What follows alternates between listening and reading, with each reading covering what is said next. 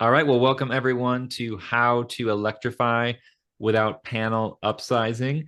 The reality is as we move to electrify our existing homes and even potentially smaller commercial buildings, I imagine we're going to run into the issue of panels not being able to handle this. And so a couple different ways. Of course, you buy a new panel, and there's Inflation Reduction Act funds to some extent for the cost to cover electrical wiring and some other things, though it's still very expensive, especially in light of the fact that you're electrifying. That's very expensive. So the other alternative is we had another session, and you can go back and check that out. There are certainly systems that you can purchase to swap out the breaker box with a different kind that's still the same service. So you can certainly do that. There's, of course, a lot of cost there. Or with what we're going to be talking about today are some more lower cost, do-it-yourself friendly approaches to be doing that. So I'm super excited to be having this conversation to advance the electrification movement in our existing building and existing housing stock. Now, before we get started, I wanted to say how excited I am to share we're going to be hosting our next certified GreenHome professional training. This is version 2. The first one is 3 years old now. We're going to be hosting it live in Grand Rapids, Michigan, but you can also call in virtually. So there'll be a live or virtual option. We'd love to see you in GR, but we understand you can definitely call in as well. You can learn more and sign up at greenhomeinstitute.org/CGHP 930, otherwise September 30th. And again, before we get started, a huge thanks to our platinum sponsor, Rheem. Obviously, if you're having trouble electrifying in the heat pump section, they have their 120-volt water heater plug and play. This works without any of the backup element resistive heating elements. And so if you're too concerned to do that, they have their full Proterra models as well. They're 240 volt that have the backup heating as well. These are up to 400% efficiency. I've had one now for over 5 years. My mother just got one installed, the 120 volt. These work great, super energy efficient, no emissions, and you can control them right from your phone. You can set them up for time of use to keep them from heating too much on peak. There's so many great things these can do, and there are Inflation Reduction Act tax credits for them as well. So go to greenhomeinstitute.org/REAMHPWH to learn more. All right, so again, welcome everyone to How to Electrify Without Panel Upsizing. This course is brought to you by the GreenHome Institute. The GreenHome Institute is a nonprofit with a mission to empower people to make healthier and more sustainable choices in the renovation and construction of the places we live. Today, I will be your moderator. My name is Brett Little, and I am the education manager here. This course is approved for multiple continuing education units, including our certified GreenHome professional designation. Got a couple too many logos there, but it would only be under the energy and health pillars. AIA, health, welfare, and safety may make it applicable to your state-based design or contractor license. Check out the Passive House code that pops up at the end or on your certificate to get your certified Passive House consultant certificate. So with that, I am super excited to hand it off to our speakers today. Sharon Armstrong, I think this is your third, maybe fourth time on our show over the last several years. I've kind of lost count now, but I know it's been a few times, so it's always great to have you back on, as well as Tom Kabat here from both from Redwood Energy. So Sean, Tom, welcome, and please take it away. All right. Thanks very much for having me, and Tom. And I'll just bring up my slides here. Welcome, y'all. So I'm going to give the first half of a talk on upgrading without upsizing. And this is going to go kind of quickly. So if you have deeper questions, on the left-hand side on redwoodenergy.net's website is a free booklet. There's like a whole bunch of booklets there on how to electrify different types of buildings. They're paid for by a nonprofit in the Bay Area as part of the gas bans. And these were illustrations of how any kind of developer could accomplish all electric, including retrofits like this conversation. So there's a whole good chapter on this topic. tons of illustrations. So if this goes fast. Now, also, Tom and Dylan, one of my staff, and Tom sort of like volunteers with Red Energy. We help him out. We have a collaborative relationship. Tom doesn't technically work for us, just to be clear. But it's an honor to get to work with him. he'll let you know. He's got a distinguished career in utility management, and he's a very big thinker, you'll see. So he gave a presentation that's here on YouTube, among others. You can find Tom out there presenting elsewhere, just so you know, so that you can lean in and further. Quickly, I started volunteering at a demonstration house in 1995, and it was a house from 1978. It's this house up on the right-hand corner called the Campus Center for Appropriate Technology at Humboldt State University in Northern California, now Cal Poly Humboldt. I was inspired. It's like, I want to teach this. I went as a high school teacher, but I discovered like, yeah, I actually really just like I like the development part of it. Teaching is a true joy. I love this. But my calling is I think more in the doing than the teaching. So I went and worked for an affordable housing development company, and we started a new division that was just based on all electric, 100% solar powered housing. So we did the first apartment complex that was successfully like net positive, more energy going into the grid than was being taken out, and all electric. And similarly, did the first housing subdivision of that, these 26 homes on the right-hand side, the little candy cane colors, Easter eggs. And then went into consulting in 2011, got laid off in the recession. So our biggest project is probably this apartment complex with like a 9-story tall solar wall in Washington, D.C. It's being built right now. They've got the foundations in. And I'm going to give like a little story time. And then we're going to go into the technology. But to understand that the core of doing an all-electric home is using a heat pump. If you're using electric resistance, then you're not taking advantage of the excess heat that's outside in the wintertime that you can pull into your house for water heating and for space heating. This technology began in about 1850 in Australia as a typesetter who got ether on his hands all the time, and it was so cold when it boiled off his hands that he thought, I wonder if I could like make ice with this process. And in fact, you can. And ever since 1850, they've been trying new liquids that boil at very low temperatures. Right now, we're mostly using liquids that boil at about negative 40 degrees Fahrenheit. But they're all like ether, a fossil fuel derivative. So on the left-hand side, you can see the first early adopters were beer manufacturers who were chilling ice, making ice to then keep their beer chilled and even ship it. Right-hand side, you can see how ice used to be delivered to people's homes. This is in World War I. And by the 1920s, people were pretty psyched about all the opportunities. And all across the country, there were 1 million microgrids set up, each home with its own big battery bank. And so, not solar, but usually either a microhydro, a wind turbine, or most commonly, of course, a gas generator. But all three of those were national by 1920s. That was in, like the Roaring 20s, things were going great. In the 1930s, not so much so, right? So one of the alphabet soup agencies created during the Great Depression before World War II was the Rural Electrification Administration. And it has some modern day parallels because in the 1930s, like 1934, when the agency starts, only 1 in 10 rural households even had electricity, whereas 9 in 10 urban households had electricity.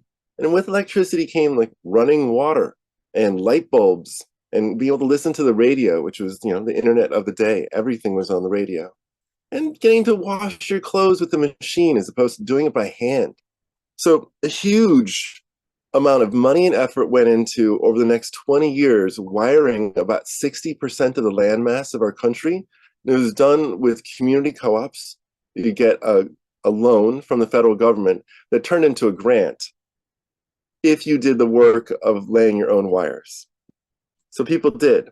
And by then the 1950s, there were like 1,900 utilities who banded together to start supporting electrification completely of your whole house. And they hired Ronald Reagan out of Hollywood just when he'd retired, sort of, to start a new General Electric theater, which became the #1 show in the country. Westinghouse and General Electric, #1 show on Sunday nights. and you could see every Hollywood star doing theater acts. Like they'd just get a good piece of play, and then they would have advertisements in the middle for nuclear power, and which is supposed to be the new clean energy. That was the hope, and it is definitely a significant part of the clean energy mix of the world, but it's also proven to be the most expensive kind of energy to develop and still not have a safe place to store, and every once in a while cause some significant accidents. So in the middle, like the demonstration house that I learned from at Humboldt's campus, they built Ronald Reagan an all-electric mansion. And you can go on YouTube and find him giving tours of the house, showing off its nice new modern lighting and such.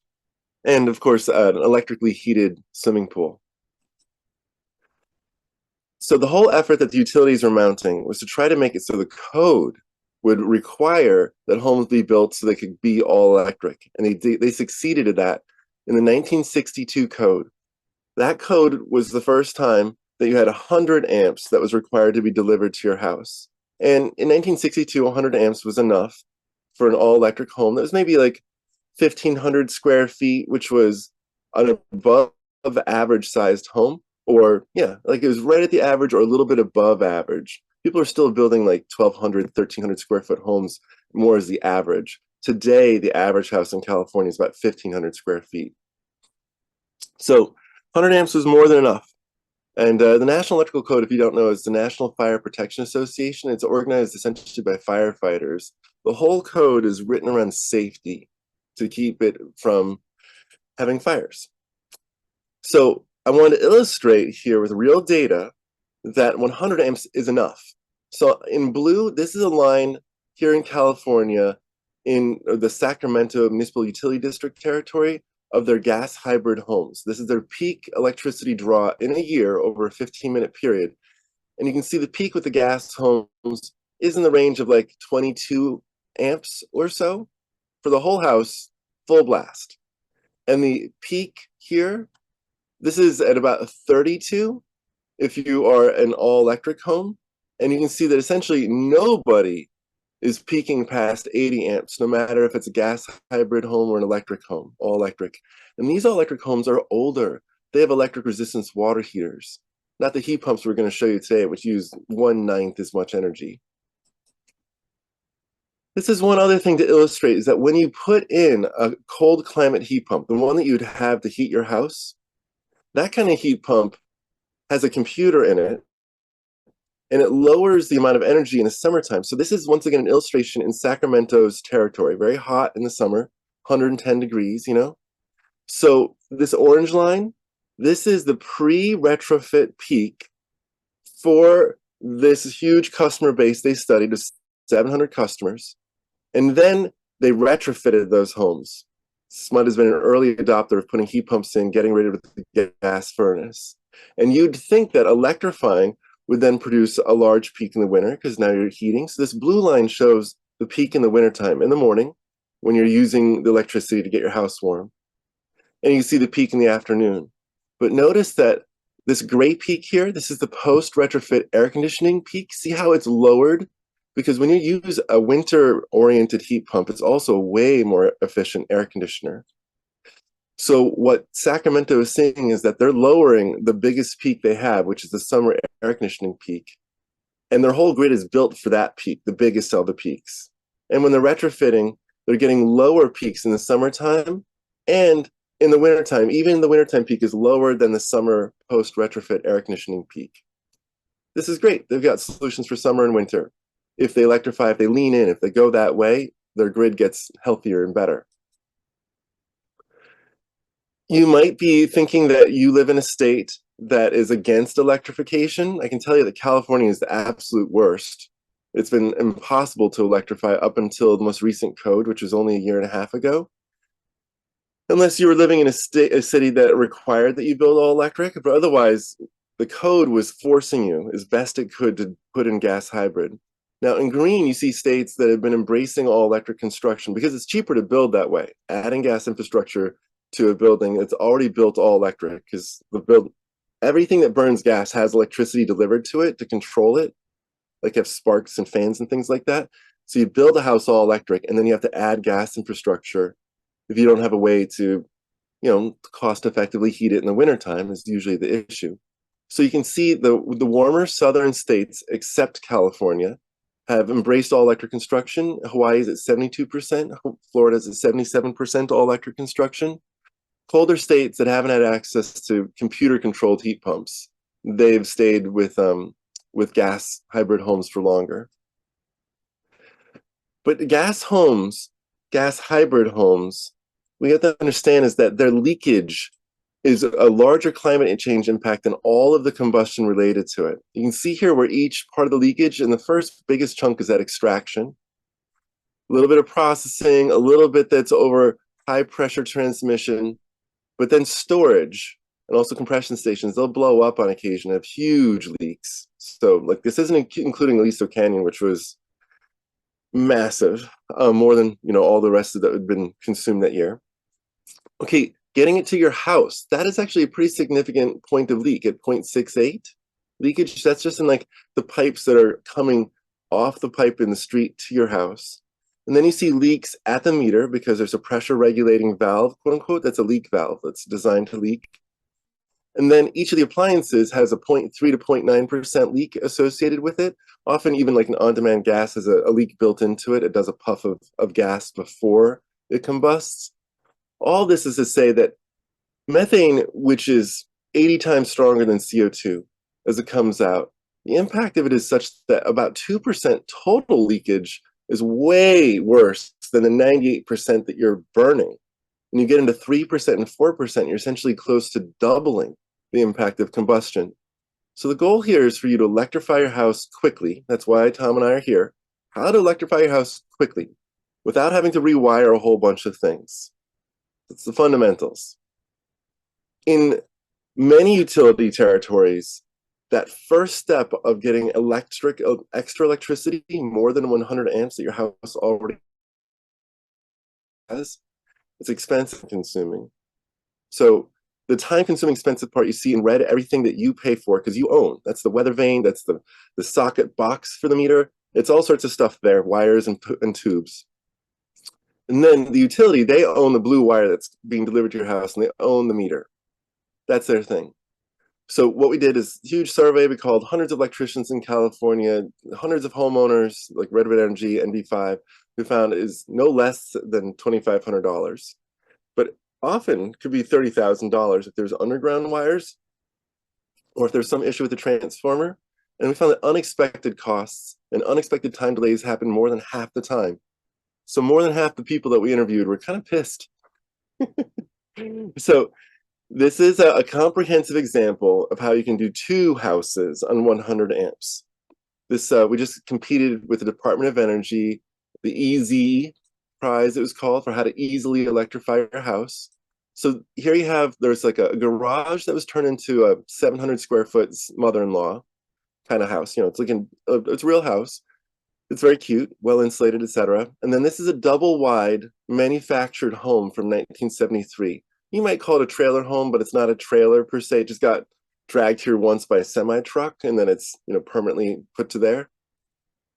So on the left-hand side, you can see that this is like divided by 2 houses. The line is in between the washing machine and the water heater here. So on the left-hand side is what we put into the small house, and it has a kitchen with countertop induction and a countertop oven, and a couple other, like an air fryer and some other countertop appliances. So it's a full-blown kitchen, and this is literally how I cook. I live in a tiny house myself, and I've got a 2-burner induction range. I've got a little oven. I've got a slow cooker. I've got an air fryer. Like, you can cook completely with just the circuits that you have in your kitchen now. But that's not the only way to do it. We're showing how to do both. It has a wall-mounted heat pump. It's 120 volt, plug it in anywhere, but it's a cold climate version, so it's like a ton of heat even when it's cold out. Has an A.O. Smith very quiet 120 volt water heater. This uses about 900 watts at peak. Has a small electric resistance element, a 900 watt element, just in case it's too cold if this is put outside. We put this in the kitchen, so it could use a little bit of the extra heat in the kitchen. It's right next to this heat pump, washer dryer. So you put the laundry in, it comes out completely dry and done in 2 hours, cleaned and dried. And then in the bigger house, this is a Ream, one of our sponsors today. Then they donated.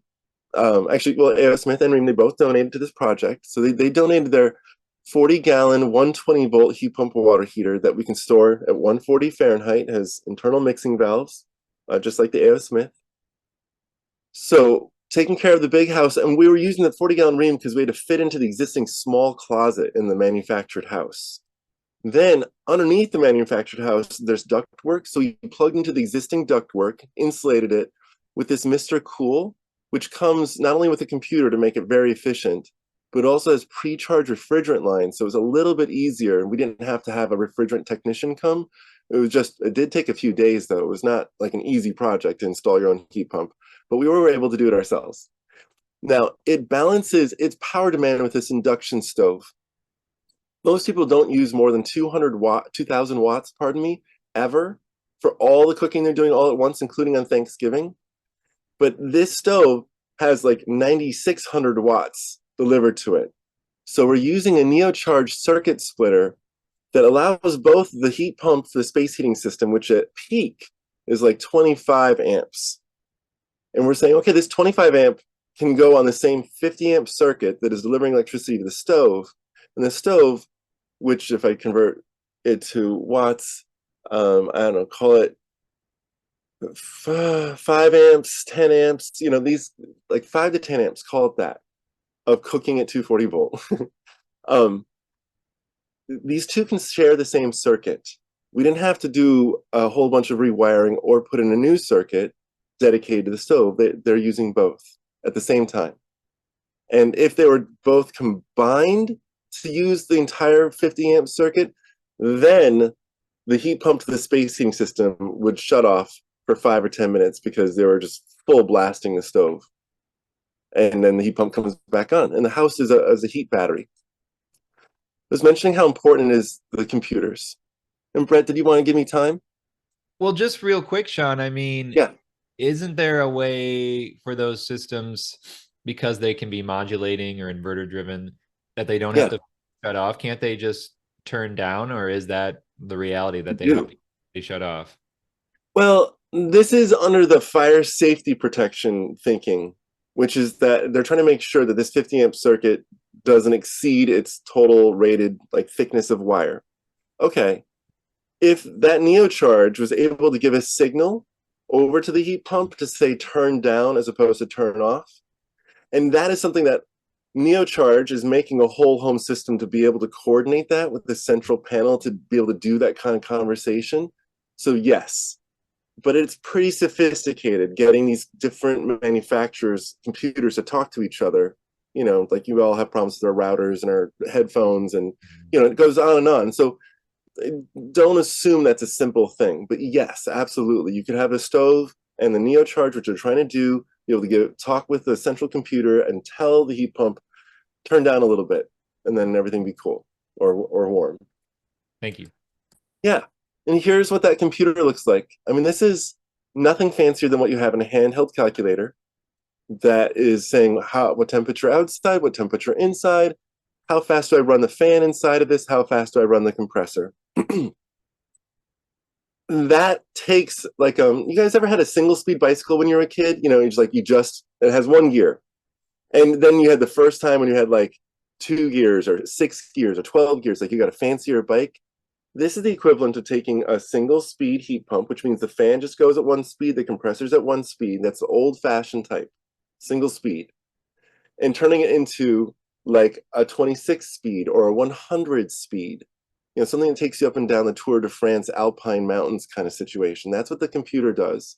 And so you can constantly get the fan and the compressor working at the right speed for the temperature inside and outside. That's what it does. It makes it way more efficient, way quieter, because it allows you mostly to be running everything at a lower than full blast.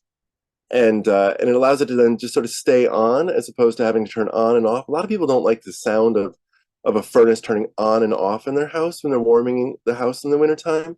And this doesn't do that. This is just a low speed of fan and doesn't wake you up at night with the whole big noise experience. And I just point out, this is around reducing power demand. So this is, you put a computer in, And ideally, you put wall-mounted fan coils or floor-mounted fan coils just because it uses less power.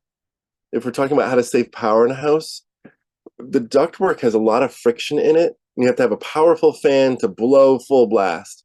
And each of these systems, they don't have friction. There's no ductwork there, and so the fan doesn't have to blow as hard, and you're frequently keeping rooms at different temperatures, and it's not ever full blasting the whole house.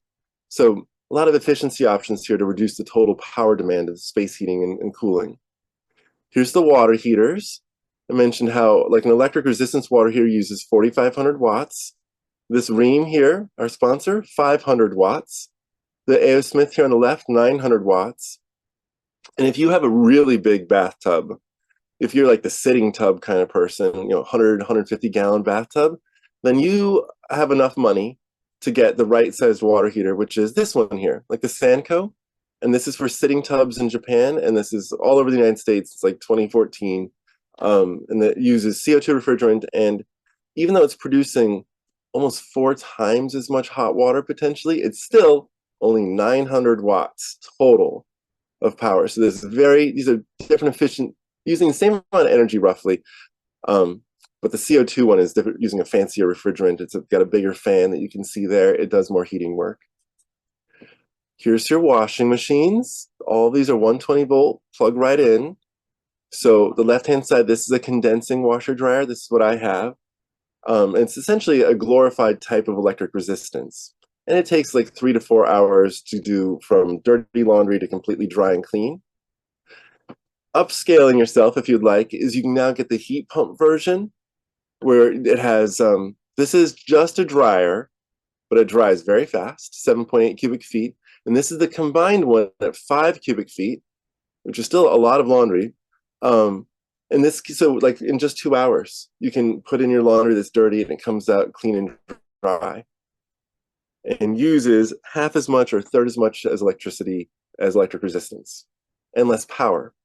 Here's like the Neo charges on the left-hand side. I just showed you that one in that example house, or example 2 houses that we did on 100 amps. Here's other products. Simple Switch, which I think is out of Ohio.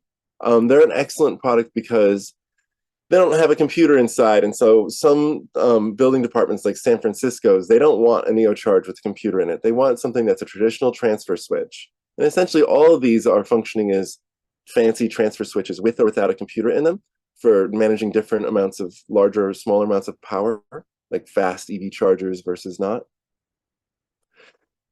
Almost done here. I'm going to hand it off to Tom. This is next scale up. This is not like something you plug into a single 240 volt outlet, which shares between 2 240 volt appliances. That's just a simple transfer switch. This is a whole smart circuit breaker panel. So on the left-hand side, this is 100 amps that can plug in up to 400 amps of stuff. On the right-hand side, this is a smaller version, costs less, the Lumen, and this can take, they do 60 amps, and they take it up to 180 amps worth of stuff. One sec, my mom is dropping off some baked goods here because it's morning. One moment. Oh, thank you. World, these things you can plug in up to 400 amps of stuff on the one on the left, right?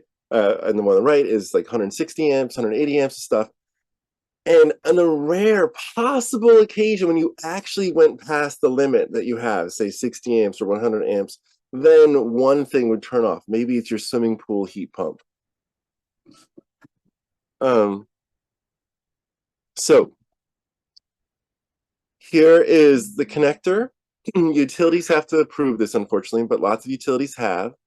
And this allows you to plug in a solar array up to 15, 15 kW. Usually a 100 amp service and panel can handle about 4 kW solar on the roof. The average solar array is like 4 to 5, so that's okay. But then if you connect the solar array in at the utility meter, you can do up to 15 kW, which is a huge, huge solar array for like a big old mansion. So just showing how there's some options out there for where you plug stuff in and how it gets worked out. And that's it. That's my presentation. I want to make sure Tom has a chance, and you've probably been over there. Yeah, exactly. I'm going to go get that cinnamon roll as soon as I turn off the camera. Hey, hey, thanks so much, Sean. And yeah, yay, mom. That was Yeah, so yeah, so Mom. nice. She was able to bring that in. I I did see a question in the chat too, but just thought while you were on the topic of those splitters, you showed in that array a bunch of them that were Nice. on the order of $400 or so. This is one I got from a place called Lectron, is their name, and it was about $190. And so it's got one plug that plugs in. They make a 30 amp version and a 50 amp version. This is the 50. And then there'd be one of the dominant plugs that would be on any time it wants power, it gets power. And when it's not drawing, the other plug has access to the power. And so that's how things take turns in those circuit sharing devices. And that's just one of the control strategies we talk about. But Sean, you've taken us on a great journey about the history of electrification, some of the benefits, some of the problems with gas. And then one of the questions I thought you might answer in the chat was a participant was asking about have there been any all ductless installations on, I believe it was multifamily, kind of many units. Yeah, let me show you. So the most common type of HVAC system, HVAC standing for heating, ventilation, and air conditioning. So the most common type I have is ductless. And the product that people are using, there it is this here. It's the really popular one because it's the least expensive per room. And a ductless system usually put one fan coil on the wall per bedroom and in the living room. That's like the way to comply with the code and make everyone comfortable, etc. So this is a type of heat pump that sits on the wall, and then you cut two duct holes through the wall. It fits in between stud bays. So And it's Sean's cursor is on the far left, showing that yeah, a POCA unit that is yeah, a packaged unit. that's the one. And they do about up to about 15,000 BTUs, so 1.3 tons per heat pump. You just plug them into the outlet on the wall. They can also come with ERVs if you added like $1,000 or $2 to them. It's not cheap, but ERVs come with them if you'd like. They can also have like condensate evaporators so that the condensate doesn't have to be plumbed somewhere, but can just be blown out. So it's helpful for retrofits. So this is we found this to be $3,800 per room, and ductless mini splits installed for about $5,000 per room. So it's generally proven to be less expensive than putting one of these compressors up on the roof, running tubes down through the walls, and then putting these fan coils on. And these things, these Afocas, they're actually pronounced in Italian Afoca, but I'm like from Wisconsin, so I can't quite pull it off. So these Afocas, they're like got awards from the city of New York because they have that huge amount of multifamily housing in New York. So this is like one of the premier products for doing retrofits, electrification style. Um, Two quick questions. I mean, is taking that approach versus a ducted system going to be make it easier for you to take this kind of watt diet approach? Mm-hmm. Yeah, yeah. While Sean choose, I have an answer there. Yeah, I put a little thing in the chat. I've noticed from doing the thermal calculations that duct work loses a whole lot of heat, and when people are putting duct work in their attics, for example, they're having to size up their heat pumps another half ton or three-quarter ton just to handle the heat loss in the ducts before it gets to the registers. So something has to power that extra heat pump, and so yeah, we do see that by going to ductless mini split types or to these packaged terminal units like in the lower left, both of those can avoid the duct work, and that can then decrease the total power content Yeah. needed in the house. Now, here at the GreenHome Institute, we talk holistically. I know you all do too. So not just energy savings, but health. And I understand correctly with some of these mini splits, there's concerns about humidity control, and being able to control it and get it out. So are then the trade-offs of having to bring in some sort of dehumidification system, which would then put an increased power load. Now, if you're talking about that, how would that factor in? Yep. what I see is that they handle dehumidification just fine. That the one thing that central systems can do noticeably better than a lot of these little units is air filtration. So Right. filtering out any small particulate matter from the Sure. household air. So that's a place where central systems have a built-in advantage if you build in the big MERV 13 air filters and the Yeah. fan power to handle that.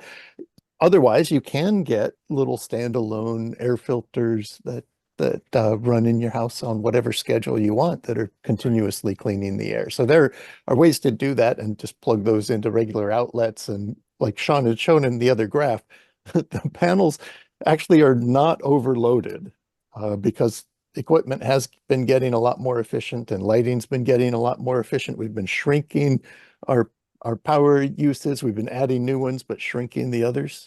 So there's room to do air filtration, definitely. Sure. Well, go ahead and continue on, and then we'll get to some more questions. So thanks, Tom. There's a whole mess of them. I'm going to try to handle them in the chat there. One person is asking about, for new construction apartments, Eric Wheeler and others, this can you please repeat the cost of the AFOCA compared to a ductless install? Okay, so the AFOCAs on apartment complexes, they purchase for about $2,000 to $2,200 a piece. You might be buying 50 or 150. You buy them in bulk. That's their cost in bulk. Then, because there isn't a refrigerant line to set, you save some cost because a carpenter can install an AFOCA. They just have to have it leveled. They have to be able to plug it in into the ductwork. But carpenters can do these packaged heat pump installations, and that's also true for other kinds of packaged heat pumps, like the through wall type, like that might make from Amana and such. It's just those are, well, they have issues with the shear wall. They cut a hole in the shear wall. They have other issues. They're usually not as quiet, etc. This is my favorite because it doesn't make the architect so upset with having big holes in the wall. It just has small ducts that you can kind of hide. So $3,800 is the full installed cost per room for an AFOCA. And ductless mini splits, we've found, are $5,000. And this is, I'm working with a very large GC that does this pricing, and it's been priced out over and over by other companies who haven't told me how much, but they've said the AFOCA is less expensive. So some people say it's right at the edge. Like if you get 3 or 4 bedrooms, maybe it's less expensive to do a ductless mini split. Other developers like, no, you should just do a AFOCA the whole way. So anyway, that's the answer. And I want to make sure Tom has a chance to do his thing. So I'll just put my comments in the Q&A and take it away, Tom. All right, thanks, Sean. Let me get this thing going.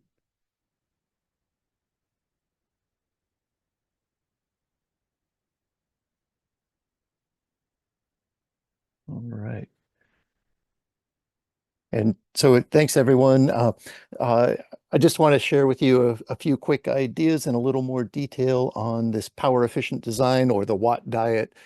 We just call it different names, but it's all the same thing. We're basically trying to get all of your end use needs met in the more power efficient ways so that you don't have to upsize branch circuits in your homes. You don't have to upsize the electric panel. The utility doesn't have to upsize that service wire. They don't have to upsize the transformers in your neighborhood, and things can move a lot faster.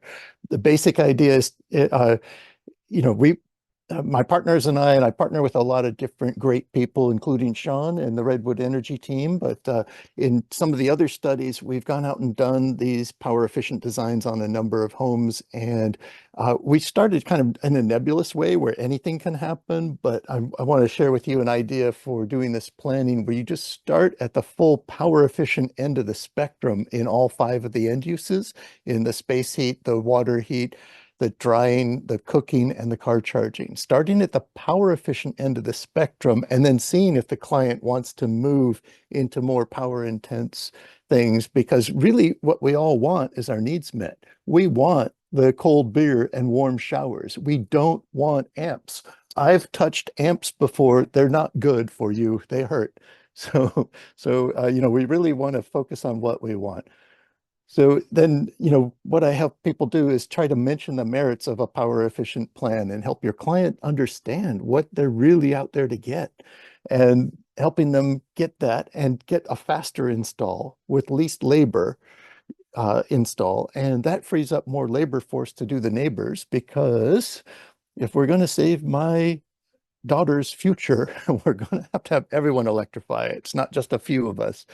So we need to be working on how do we make less pressure on the workforce, less pressure on the utility distribution system, so things can happen faster and they don't get shut down early. All right, so we start with the most power efficient plan and labor efficient plan, and then we help the customer identify if they really want to move off of that. One of the graphs, I love my little nerdy graphs. This one is showing the 5 basic end uses. Towards the top, you see clothes drying. So those 5 bars in there, and there's a 0 bar that you can't see on the very top one, that one and done washer dryer combined unit that Sean was pointing out earlier.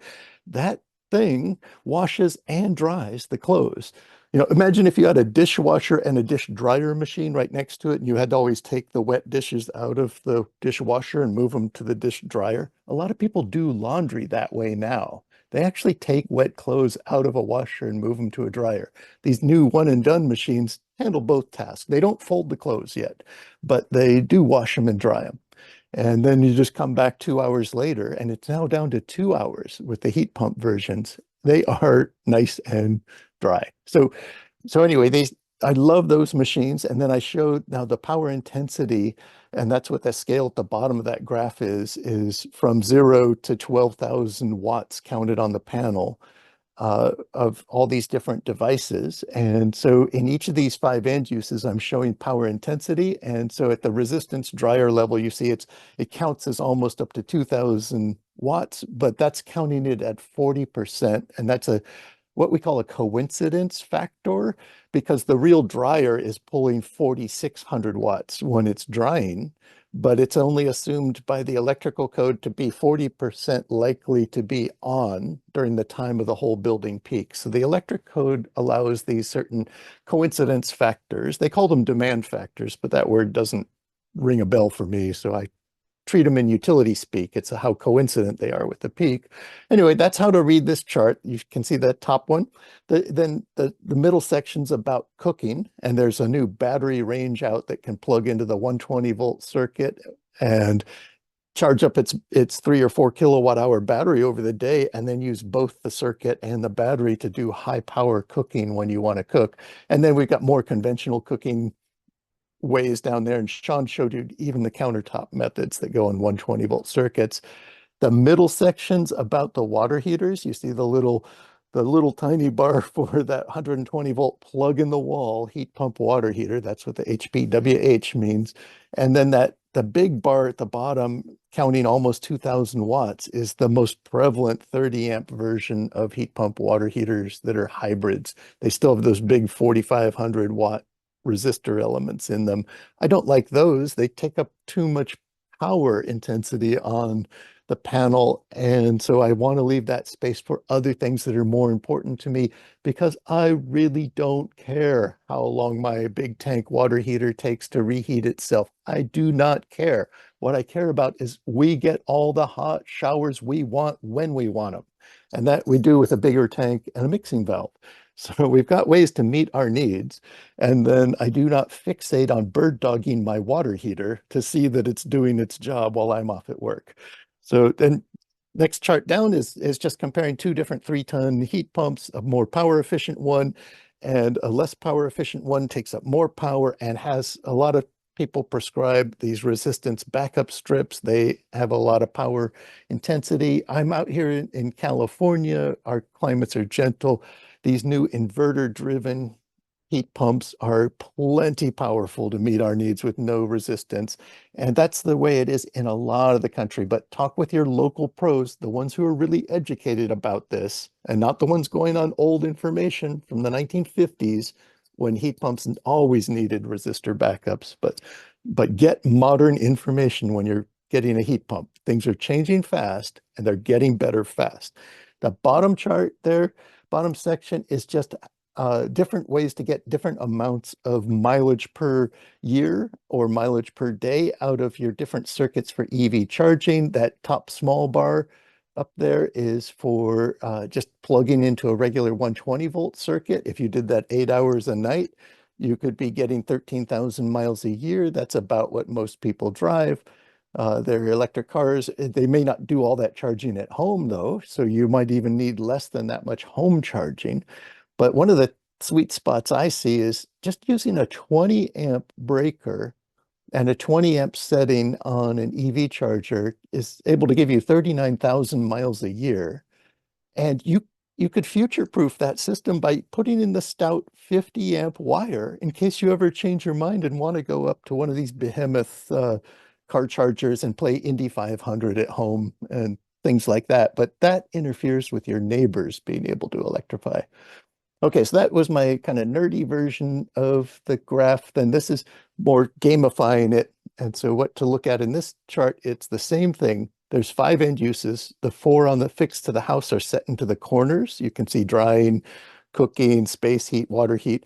And then just how power intense they are kind of extends down in and squeezes what's left over for car charging. And whether you choose less power intense ways to meet your end use needs, you're leaving more space for car charging or more space for letting the neighbors electrify.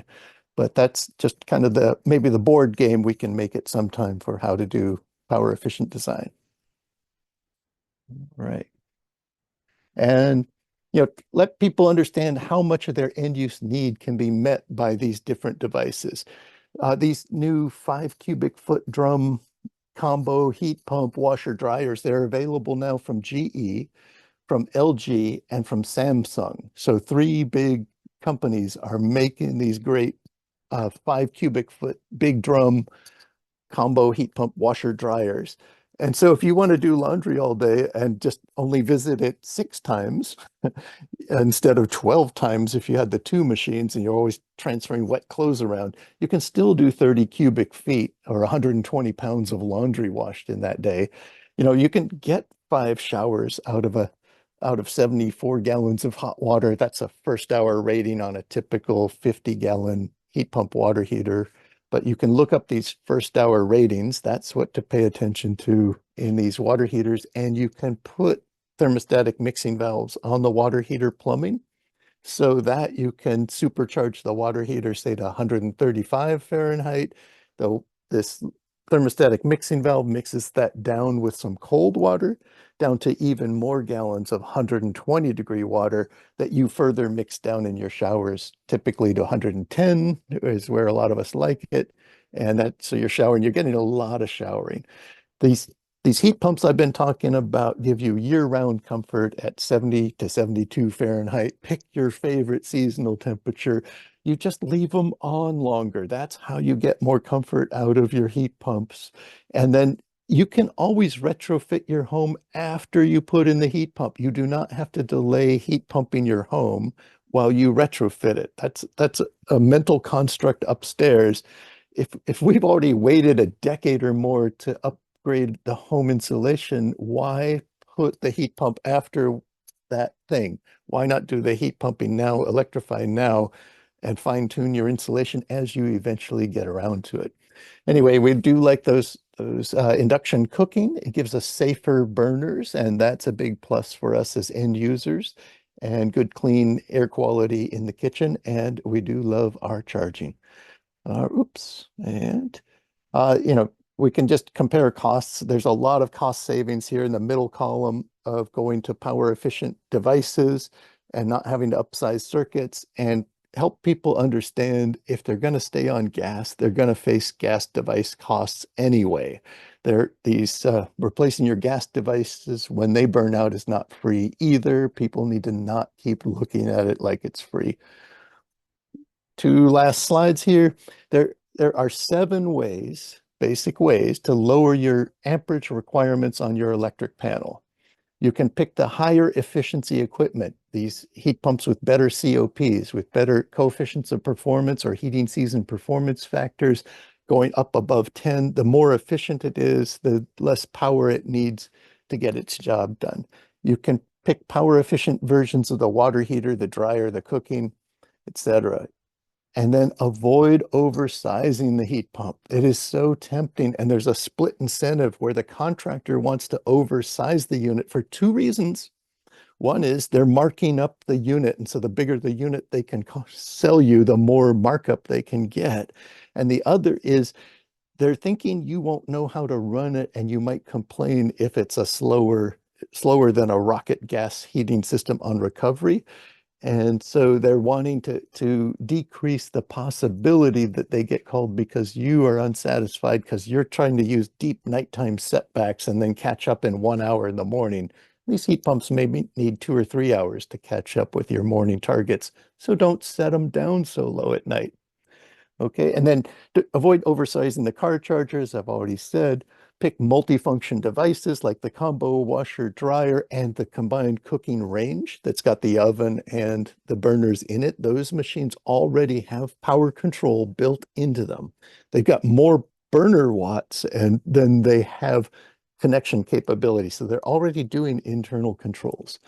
And then, when you've done all that power efficiency stuff and considered that building shell improvements, then I get to where I'm considering in-home controls like the circuit sharer. And here's a version of a hardwired circuit pauser with a breaker. And then this thing's got a couple of these little CT clamps to measure the current, and it goes on the panel and it can pause one of the circuits like the car charging circuit if the panel ever got to 80% loaded. So I can do that kind of stuff. Or there's the big overkill method of buying the full controlled smart panel that can control every circuit. But I found you really only need 1 or 2 circuits to control and you're probably good, unless you're going to fit a whole apartment building onto a panel. Maybe then you'd want to control them all.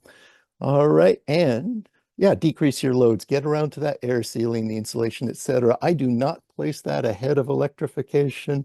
I just let you do it whenever you want. I think, oh yeah, so that was the 7 ways to free up ampacity or capacity of the panel. There's also 11 ways to free up physical space, because the other function, the other thing we're working with is people look at a panel and they think it's full. And so there are ways you can deal with freeing up the physical space. You can pick these multifunction appliances like that combo washer dryer frees up 2 poles that used to go to the electric 240 volt electric dryer. Frees up those 2 poles. They can now go either to a sub panel or to the car charger or something else. And so they can then be used. You can free up the furnace circuit by picking these heat pumps like the Efoca that Sean was picking. That doesn't need a separate furnace circuit like most gas-fired homes have. And then even if you're using a mini split system, either central or ductless, both of them from the Japanese makers in particular, I know they have an umbilical power cord coming in from the outside unit that powers the air handler in the building. So it can power that thing that looks like a furnace that's now just an air handler, but it's not on a separate circuit. It doesn't have to be. It's on the same circuit powered by the outdoor machine. Okay, then you can use tandem or slim breakers. And so that's what this breaker is. It's just the same width as a normal breaker, but it's got 2 different branches coming off of it.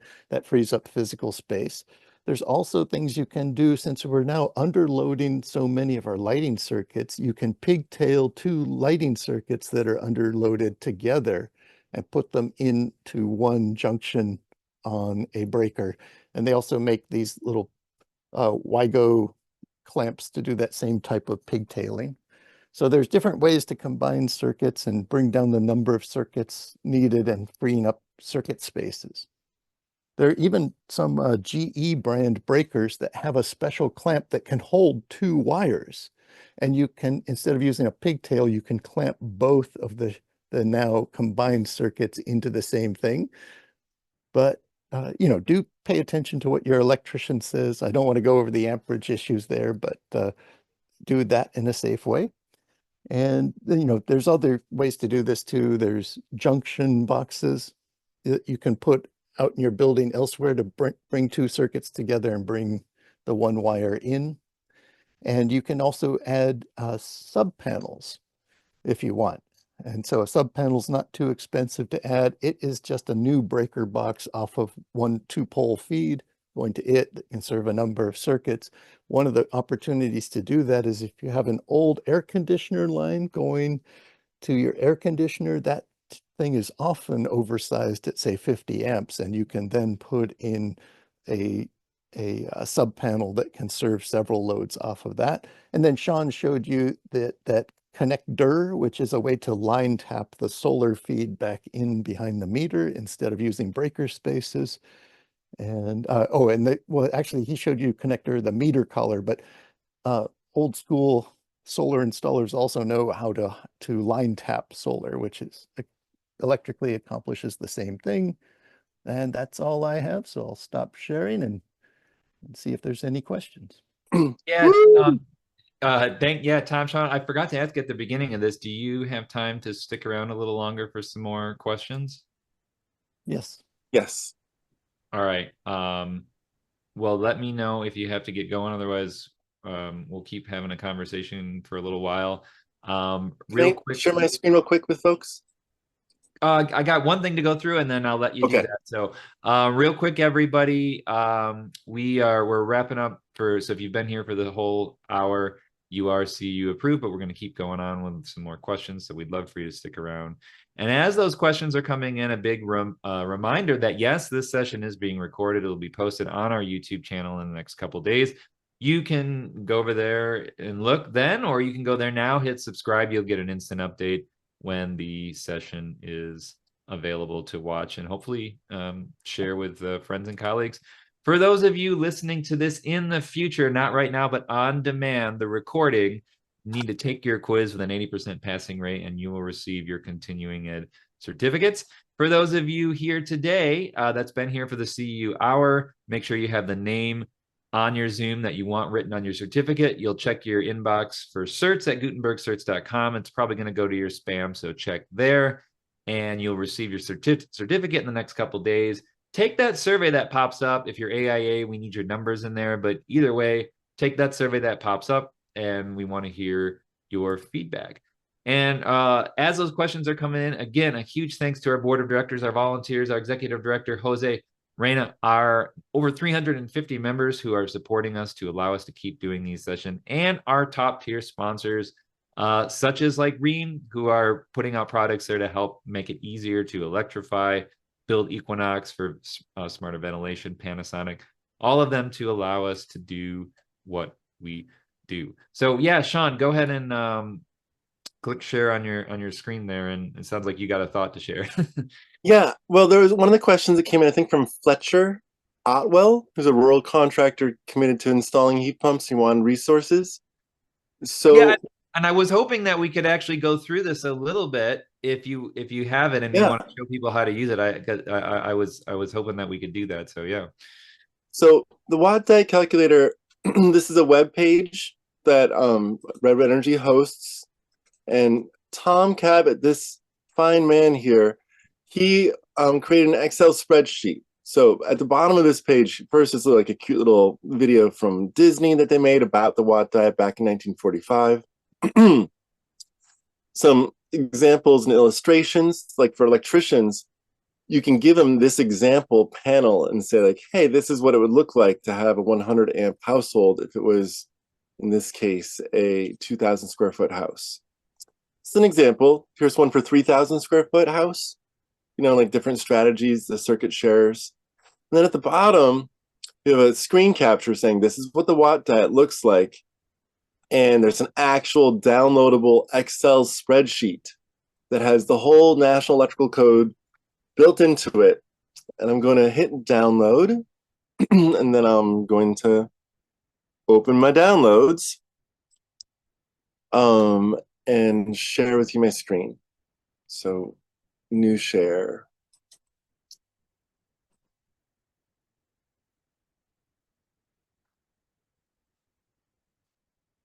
This is big. Get it. It's got a cover sheet. It tells you stuff. This is for someone who's a technically oriented person. Not gonna lie, you know, like you should the first thing you're going to do is you're going to fill out the amount of heat that your house needs, because that size is the heat pump, and that is a really key part of the whole design of your like power demand. So there's yellow enterable information about your house. So after you've done that, you can, the next one here is choosing the heat pump. Figuring out what is going to be the power demand of your heat pump. And there's some illustrations of the BTU loads versus outdoor temperature. Then this one, the next sheet in, let's see here. I'm trying to just zoom it in so it's easy for us all to see. Okay.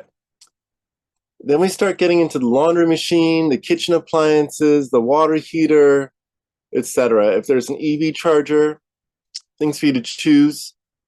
And there's information at the end about the products that are available out there. So we have like a whole bunch of just options for people to look at. But at the end of it, on tab 3, the watt diet and panel sizing, you'll have the amount of allowed watts, your minimum panel size for these things. It gives you some readouts on what is the power demand according to the code. This is one way of doing it. Another way of doing it is to study your actual existing peak power demand in a year, and then add a safety factor, I think of 25% to that peak, and then the rest of the power that's available to you, you can start electrifying with.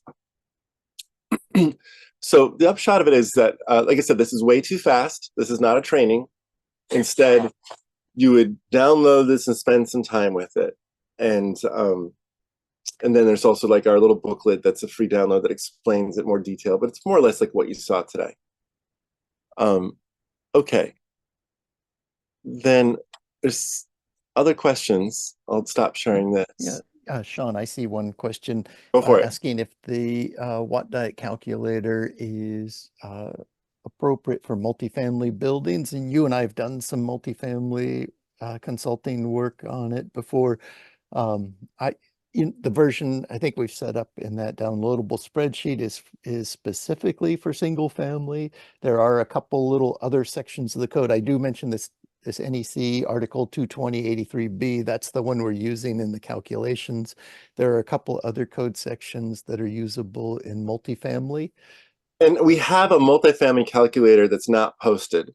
Mm-hmm. So if anyone wants to contact me, Sean Armstrong, okay, let's see if I'm putting it into the chat right now, seanarmstrongpm@gmail.com.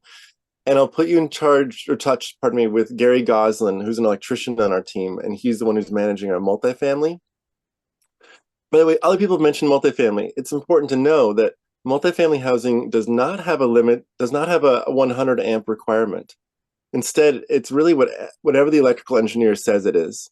So I've seen as little as 30 amps, which is rare, to be given to an apartment, and usually 60 amps or 80 amps.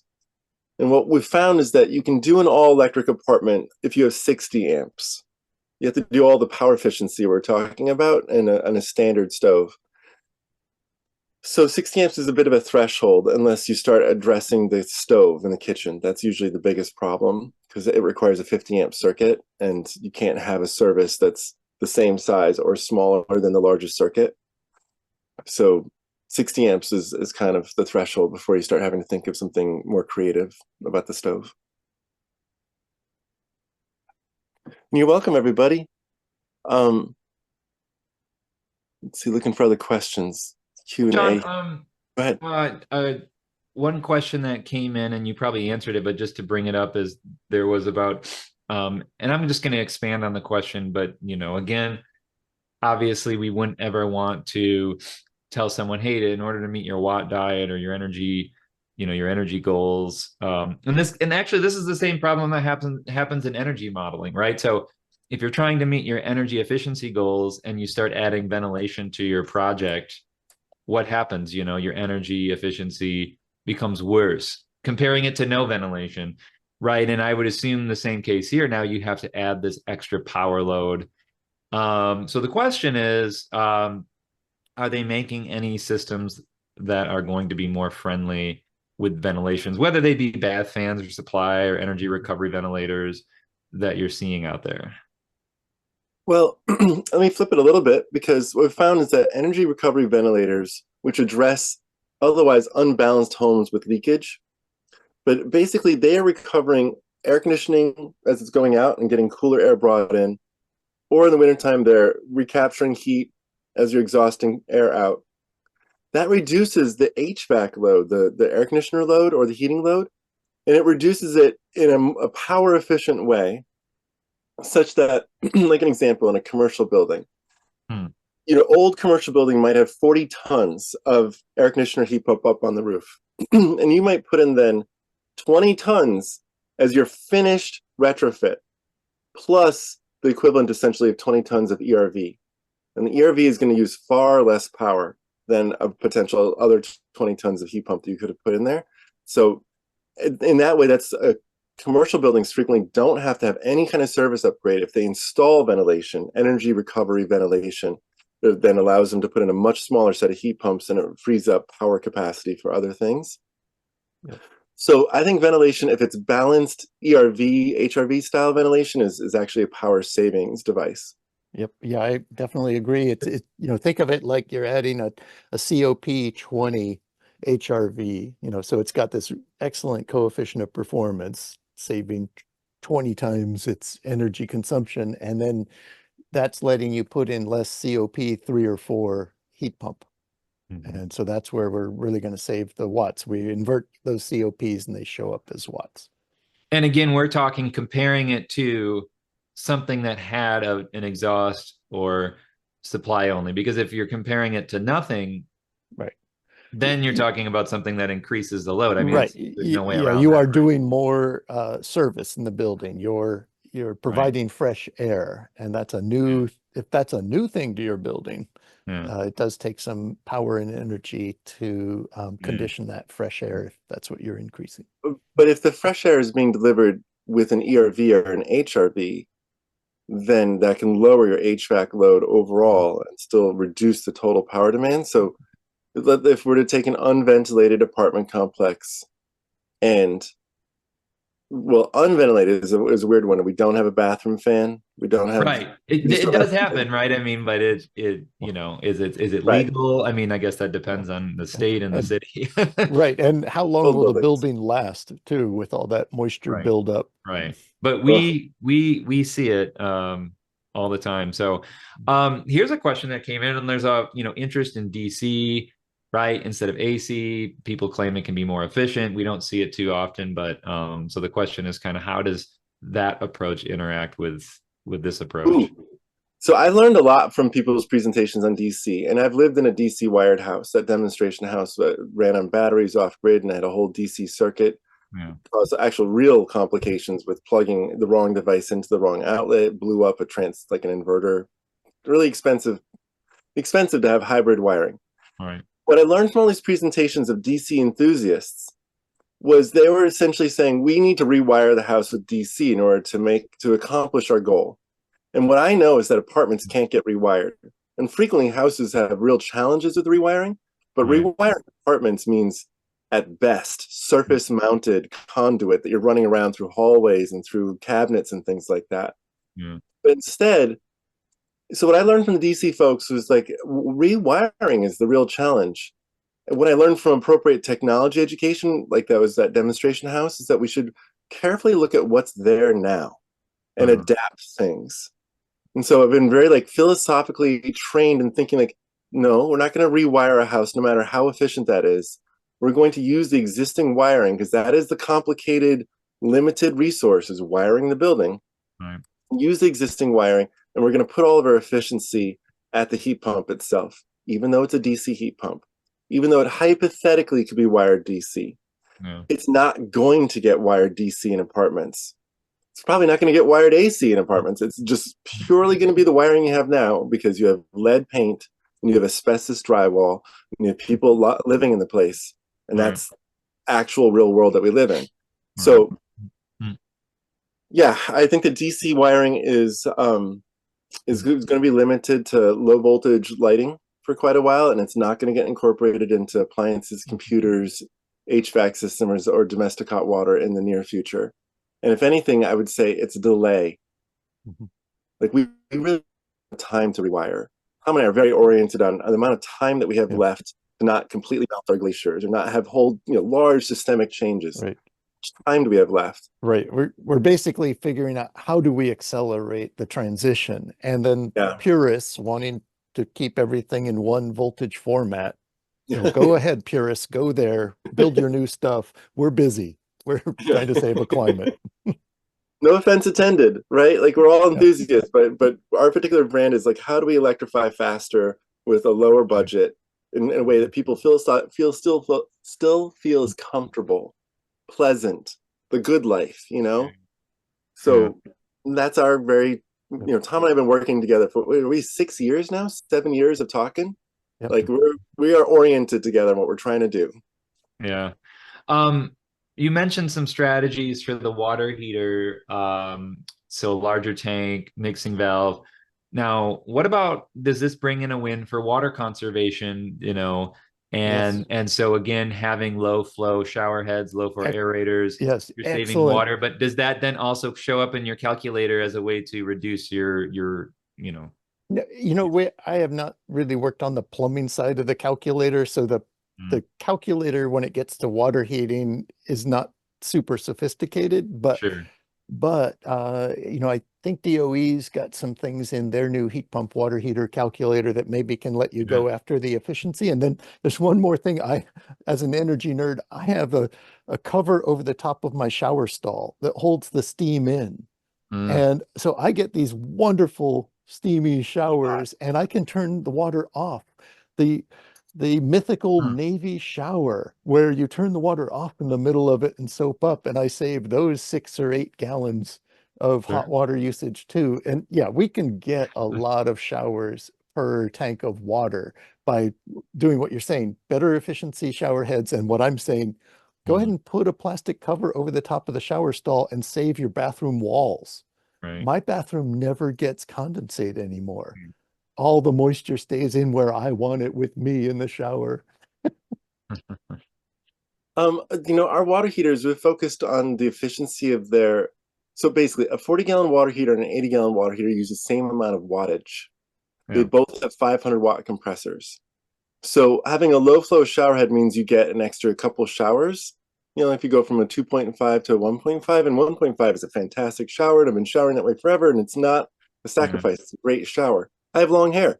It's a great shower. The wattage demand, in terms of this conversation, the peak wattage demand, it doesn't really make a difference. The low flow shower heads, what they're going to do is make that 500-watt compressor turn on sooner and run longer. But it's not really a power savings to put in low flow or shower head. Right. But they can get people over that anxiety where they might have thought they needed 4,500-watt resistors to extend the life of their 60-gallon tank, or extend the delivery of their 60-gallon tank to meet the needs of more in-laws. But having a low flow shower head, now you're ready to meet the needs of all your guests. Now, obviously, the point of this is, how can we rapidly electrify, right? So taking that, all right, ground source heat pumps, right? It doesn't really speak to doing things quickly and costly. Now, of course, there's the Inflation Reduction Act tax credits. A lot of people forget now there's 30% back for those, up to 50% in certain situations, like for nonprofits in low-income areas. But, ground source heat pumps are like really important in the central part of Canada and northern Alaska. Air source heat pumps, these big old fans, that's all you need up until central Canada, like a computer with a big old fan. And of course the right refrigerant and such. But like the Mitsubishi Hi2s, the Carriers. That's a whole You're not bunch going to get the lower startup with a ground source heat pump. Like, it's that, it just seems like, and maybe I missed part of it, it's that startup is just, I see it. It's the worst, Well, Tom, why don't you speak to the kick-in startup voltage surge that I think that Brett's speaking to? You're the mechanical engineer. Oh, sorry, I missed that. Well, so the question is, I'm saying, do these ground source heat pumps have lower startups, lower kick-ins, because I see those on the air yeah. source. I see the startup. It's, it can be high, especially in Well, the on winter. inverter-driven machines, when I've got my meter on my inverter-driven mini split air source, the startup's nice and low. So the inverter-driven machines have a low startup. They're converting AC to DC. They're not having this big power surge that people associate with AC machines kicking on a single speed model, that big loud bang of your neighbor's air conditioner turning on. They don't have that. So yeah. So I don't see really a difference in the ground source versus air source. Once you've gone up to inverter-driven machines, then everything's fine. Sure. Bradley in the chat asked something about uh, about teenagers. My solution to teenagers is, hey, maybe you do want a smaller tank. Let the teenager learn about the limits to growth or something. And then set your alarm so you take your shower before them. There's no reason they need all that hot water. I have a 35-gallon heat pump, no, sorry, 30-gallon heat pump water heater is given to me. And I put a low flow shower head on it, 1.5, so great shower. And then I have my tenant who's living in this tiny house with this 30-gallon water heater. How long could he stay in the shower? And for 35 minutes, he still hadn't run out of hot water. So if that's true with a 30-gallon tank, and the heat pump, of course, is running, but it wasn't electric resistance. It's one of these like 500-watt compressors. I think it's a little bit overblown. We've studied, we have the largest study of water heaters in our country, of people actually using them, second by second, monitoring many, many dozens of households. What we found is that it's only 7-person households that run out of hot water. And it's usually like on a Saturday. But if we have an 80-gallon tank, which is the largest of those varieties, we can do just like anyone else, like 4, 5, 6. And then 7 is its whole thing. Like you should have one of those big Sandin ones I was showing you with a big fan. That's what happens if you're like a family that's had lots of children, or multiple in-laws moving there. All right. Well, Sean, Tom, we're at a little bit over time, but I appreciate you all sticking around and hanging out and having a conversation here. And but we're gonna wrap up. And just as a reminder, I guess I'll start with you, Tom. Where can people go to reach out to you, contact you, or learn more about what you're doing? Yeah, so there's a number of talks that have shown up now on YouTube so that folks can see those and get really detailed information about how to do these NEC calculations. And folks can always write me an email, Tom G. Kabat, Kabat @gmail. All right, and you're doing work with the Advanced Water Heating Initiative too, right? So Right. So yeah, I try to help out a lot of different organizations who need these power efficient solutions to meet their goals. So yeah, I'm definitely spread fairly thin, but very interested in everything from policy, and we've got policy problems like the IRA is pushing money towards upsizing panels, and that'll jam up the grid. And I'm a grid planner and longtime utility person, so I'm trying to work on that nexus of how do we get all those needs met, because we do want the cold beer and the hot showers, and we don't want the delays of having to do, and high rates of having to do all that upsizing twice or 3 times. We want to do it once on the distribution grid, but I'm working on policy analysis and all the way down through engineering and appliance requirements. Great. And Sean, where can people go to contact you, reach out, or learn more if they'd like? I put my email address in the chat, and I'll say it again. It's Sean Armstrong, PM, like the nighttime, PM @gmail.com. So I put Tom's in there, Tom G. Cabot at gmail.com. And you all do a retreat, right? A zero. Just did that. Yeah, that was awesome. Just missed it. Okay. Yeah. Nope. Yeah, and that retreat is like, it's 50 people on the ocean, so it's not as easy to get into, but nonetheless, there's usually about 10, 15 people that squeak in. Okay. That I don't specifically find. Well, so we also do the Ask Sean show. Yep. Okay. The Ask Sean show. That's like once a month we do it. Like the Climate Reality Project sponsors it. Yeah. Anyway, if you guys are interested, reach out to us and we'll make sure that you get help with your single family or your multifamily or your program or with your community group. And Tom and I'd love to show up and help out. Yeah. All right. Well, Tom, it was good to meet you. Sean, good to see you again as always. Be well and take care, everyone. Thank you so much. All right. Thanks, Thank everyone. you. Be sure to check out all of our courses available online that you can watch anytime and anywhere to pick up your CEUs. Before you go, make sure to subscribe to us on YouTube to get weekly updates and stay up to date on green building science courses, webinars, and home tours. Thanks again.